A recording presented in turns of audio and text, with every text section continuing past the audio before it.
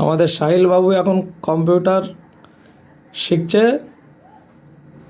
Editing করা, ওর নিজের photo নিজে এডিটিং করছে। আপনারা সবাই দেখুন। আমাদের হযরত পীর আবু বকর সিদ্দিকিয়া মাদ্রাসার ছাত্র। না না, আবার কপি করতে হবে।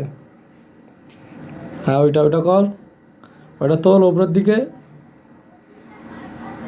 কীভাবে তুলতে হয় দেখাও, আমাদের সব দর্শকদের দেখাও।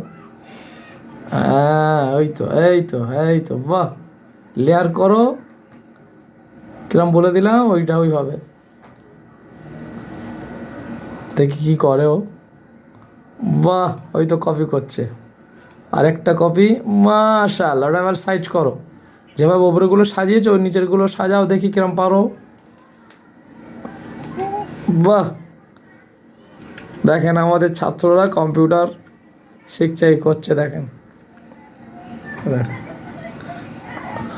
ওটা আরও একটু উঠবে, অনেকটা ফাঁক হয়ে গেল, ওপরে আরও একটু উঠতে চাইতো ওই ফটোটা।